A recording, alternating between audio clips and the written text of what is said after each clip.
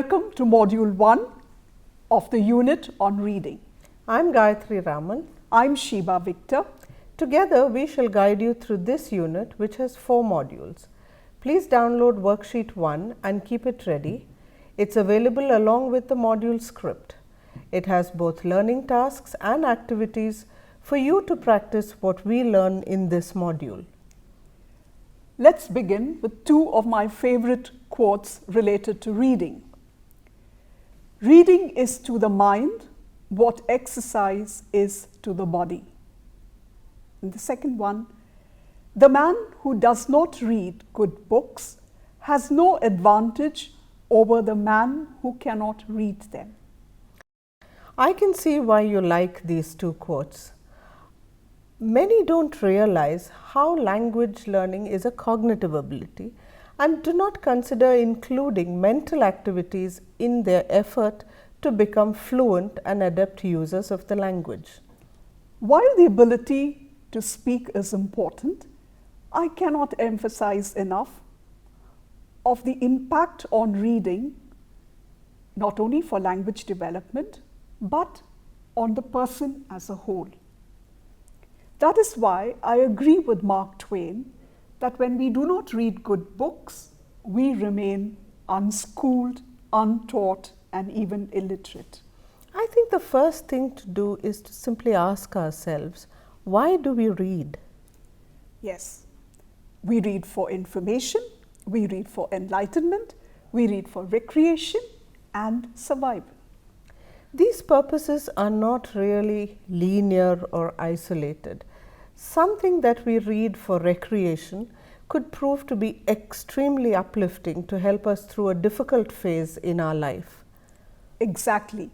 Some content that is purely a fact and filled with information can help us at a time when we most really need it. And what is termed as reading for information can be reading for survival. Exactly. Let's then take a quick look at this text. In his memoir, Between a Rock and a Hard Place, Aaron Ralston, 26, is on a solo hike deep in the Canyon Islands National Park of Utah in the American West. A loose boulder sends him tumbling into a deep crevice and pins his right arm to the canyon wall. Wedged in place, it will not budge no matter what he tries. He didn't tell anyone where he was hiking, so Aaron knows his chances for rescue are nil as he chronicles his ordeal in a video diary on the camera he carried in his backpack. Finally, after 5 days, he decides he must cut off his arm in order to escape. All he has is a dull camping knife, but he manages the grueling amputation, drags himself out of his rocky prison, and hikes out to safety. All right. Is this text giving us information or is it about survival? Well, I think it's about both. Yes. While that gives us information about a person's ordeal and how he copes in a crisis, it inspires us. Yes, in fact, the film 127 Hours is based on this true life account. I see. So what we are saying then is that a fact-based non-fiction account can be uplifting, and therefore a single text can be a combination of information, enlightenment, and perhaps even lend itself to survival.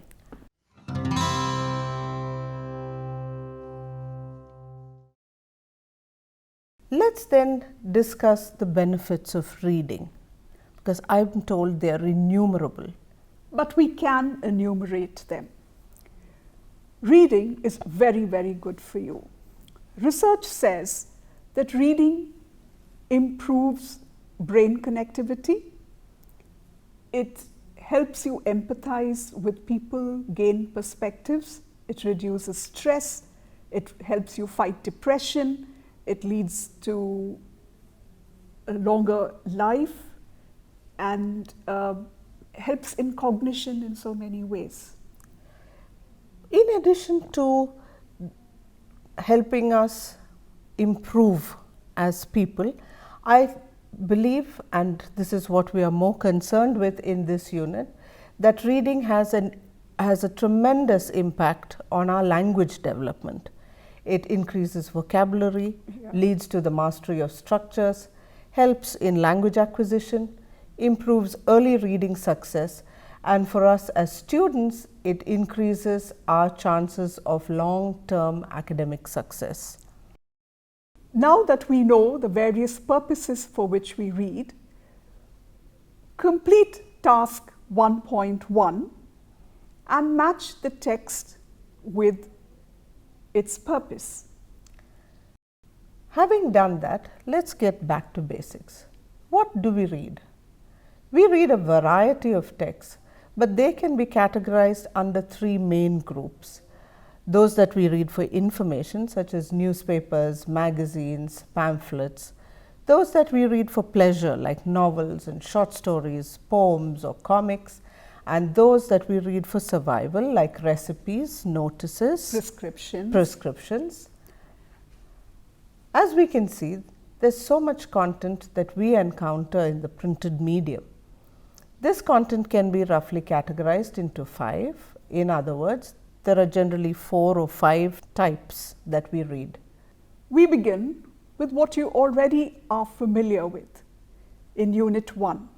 In the first module on speaking and listening, Madhumita mentions narrations and descriptions.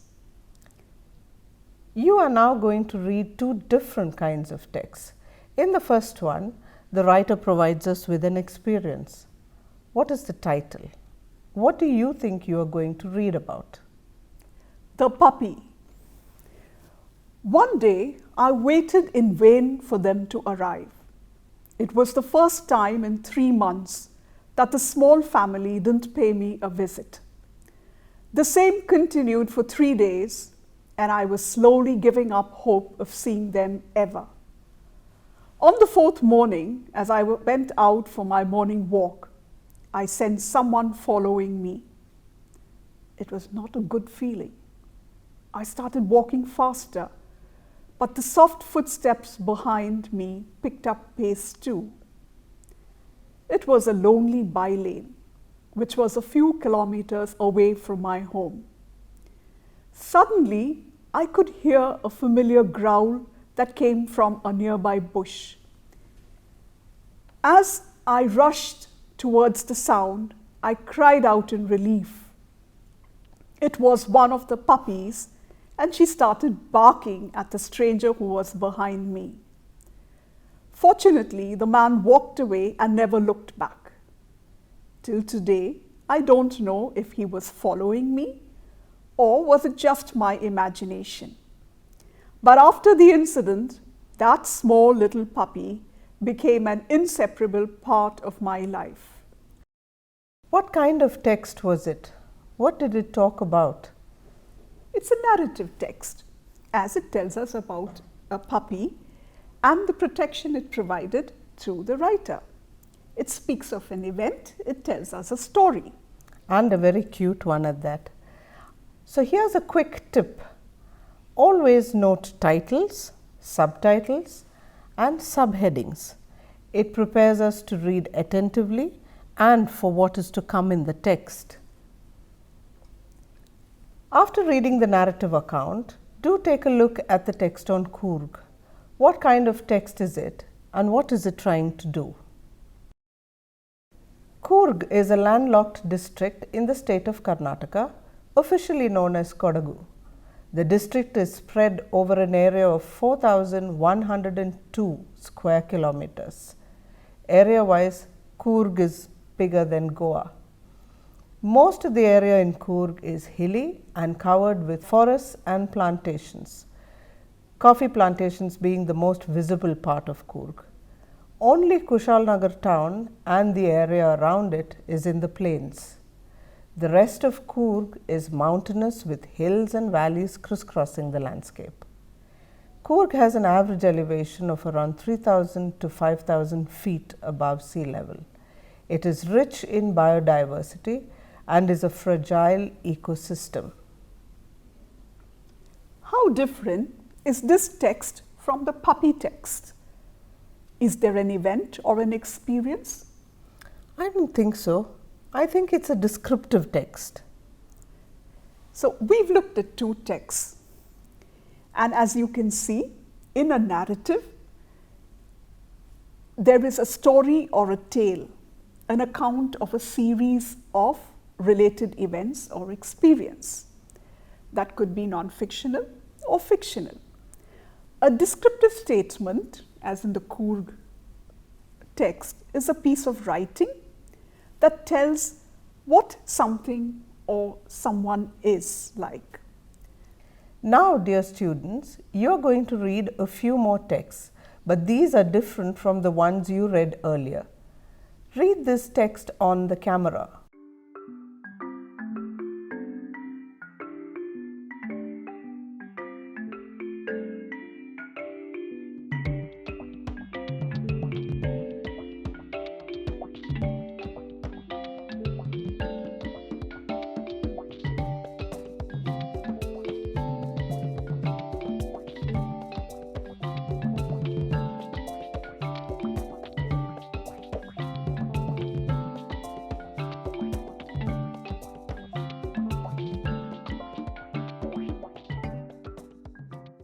What kind of text is it? This text is about how to take a photograph. When a text tells you how to do something, it is an instructive text. Very different from that text is another one about an everyday beverage, tea. Try to find out whether it is a mere description or does the writer have a more specific purpose. So students, read the text on tea.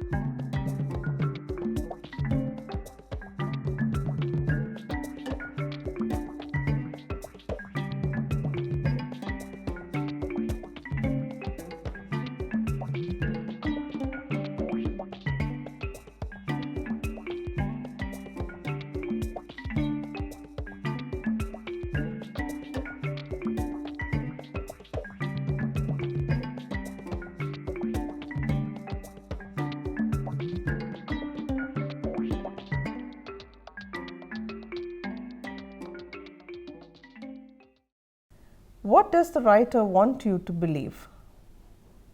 I think they're trying to tell us that tea is good for us and that we should consume a lot of it.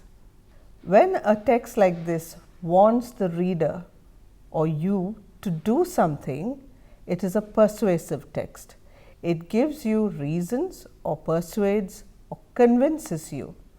Finally, dear students, read this last text on art and try to determine the nature of this text.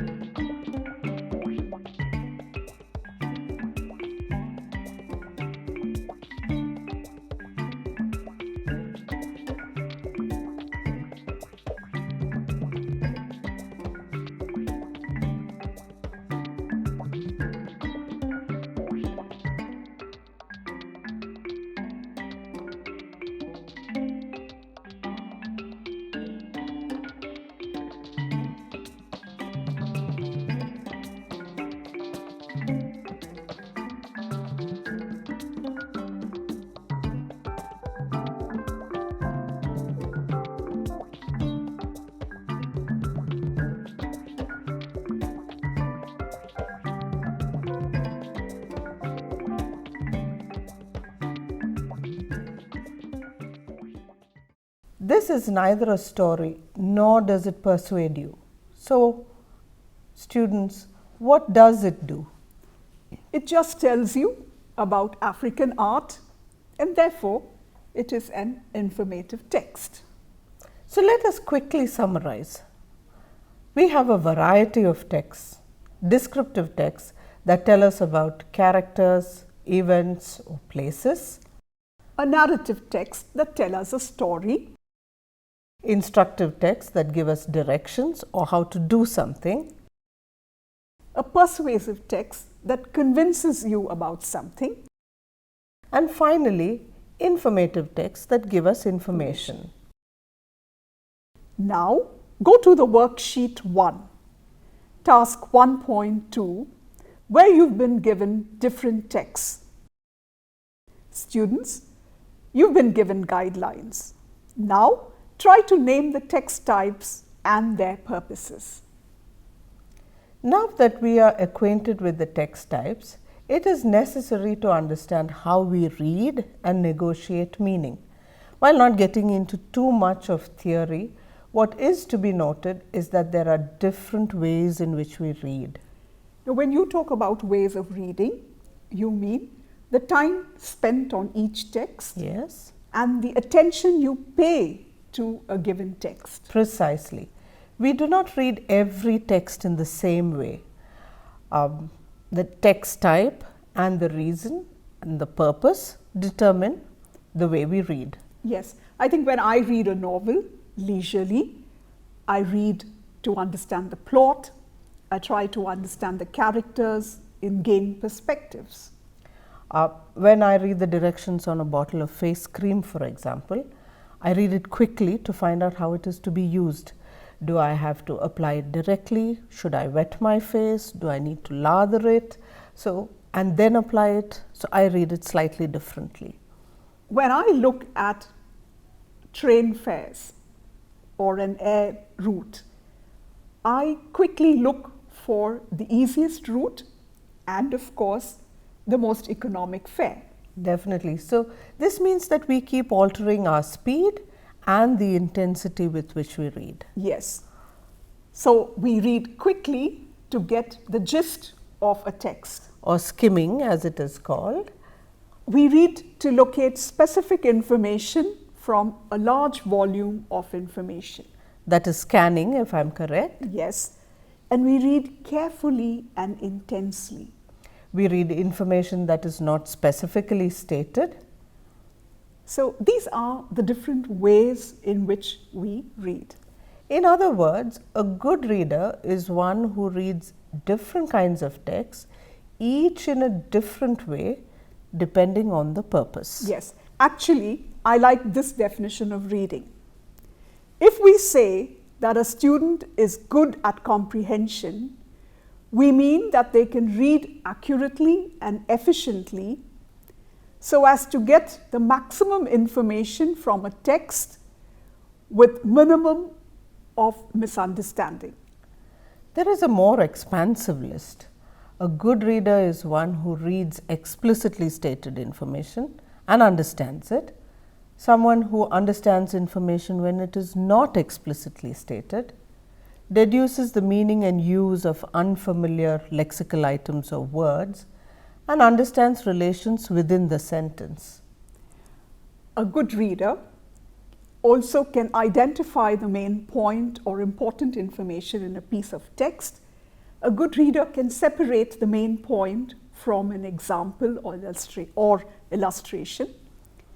A good reader can transfer information from the form of a text into a chart, table, or graph, or can critically reflect on views presented in a text.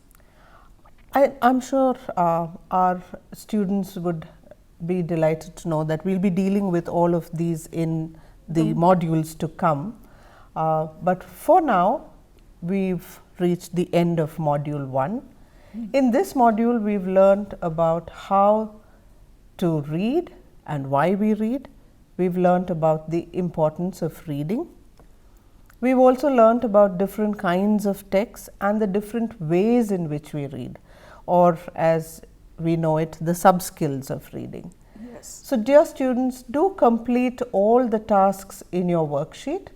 We will see you soon in module 2. Enjoy reading.